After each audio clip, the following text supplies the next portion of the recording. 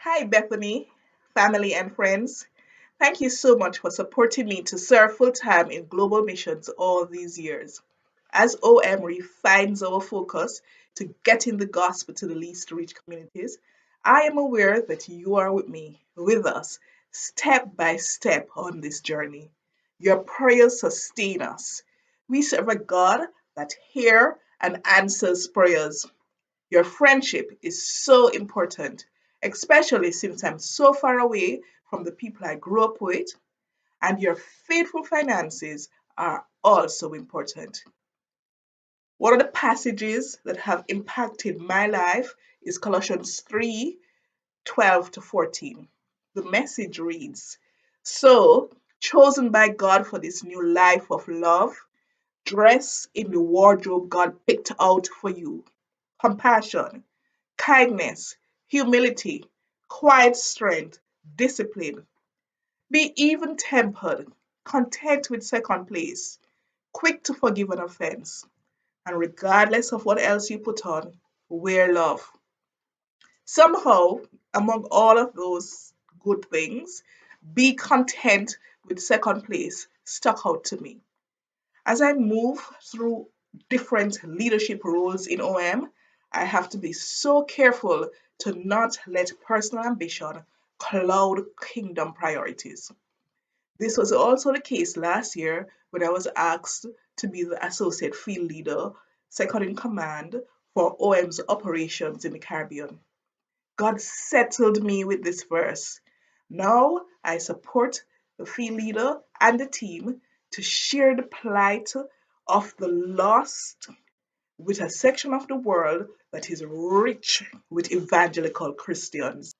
The Caribbean church has many mature and passionate Christians, but they are still a lot focused inwardly and often cannot conceive of regularly giving to advance the work of global missions. Our team in the different islands bring the message of the lost around the world, and our vision is to wake up the church to see how much they can offer. I spoke with one lady, Paula, 50 years old, serving in the local church for years. Her children are now grown, and she's at a stage to give up herself to global missions. We went through some of the different opportunities needing people throughout the countries where OM serve. I could see her getting excited about her work in Cambodia. I was excited too.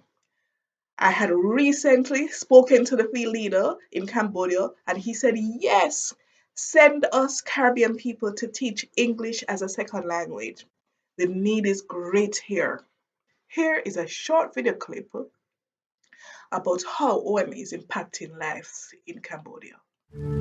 Cambodia, a 95% Buddhist country, is also one of the poorest nations in Asia.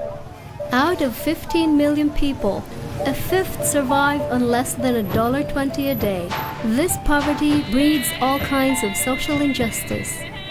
Environment I grow up in, violence, trafficking, and my family sometimes don't have food to eat, so I need to work hard, collect the rabbit. I cannot go to school the same other children. Many times I plan to kill myself too before. Mercy Teams International, part of OM's Mekong Initiative, serves among the poorest people in Cambodia, seeking to provide practical aid and education while sharing the love of Jesus in places where there is no gospel influence.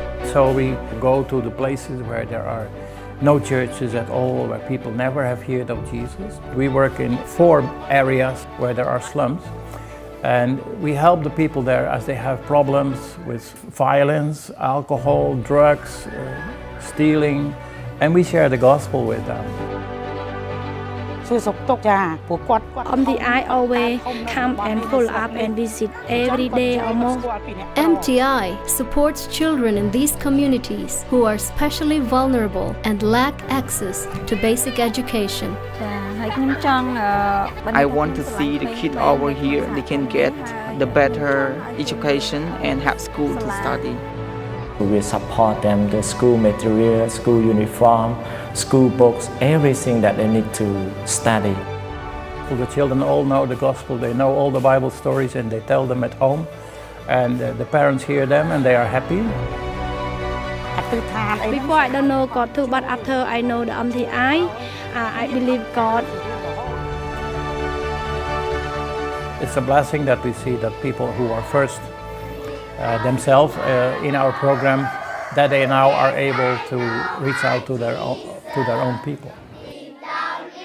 When I was young, I come here and listen to MTI staff to share the gospel as well.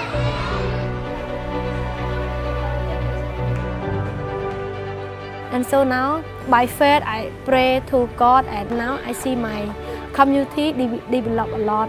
Every day, individuals impacted by social injustices experience God's love. Their lives are being changed by Jesus, but thousands more remain out of reach. You can offer hope to people in these communities by partnering with OM and local Jesus followers.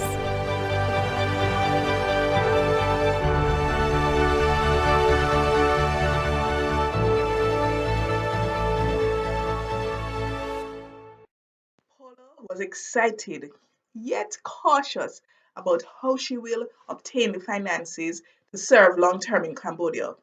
That is a part of our job as an OM team in the Caribbean, reminding the church that missions is the job of the church and that they're never too poor to give, and that God is a rewarder of faithful giving.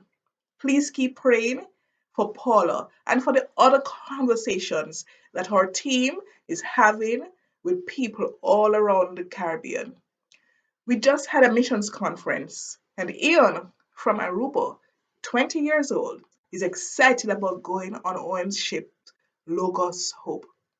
Pray that they will be encouraged by people, churches, and organizations who are willing to walk with them in this journey.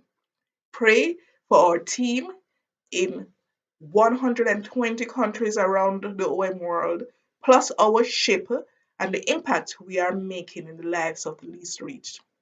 My main responsibility is operations. Please pray for us as we work to ensure our structures and our systems are able to support the needs of those presently serving overseas and the many more we want to see going. Thank you, and may God continue using you to be a blessing.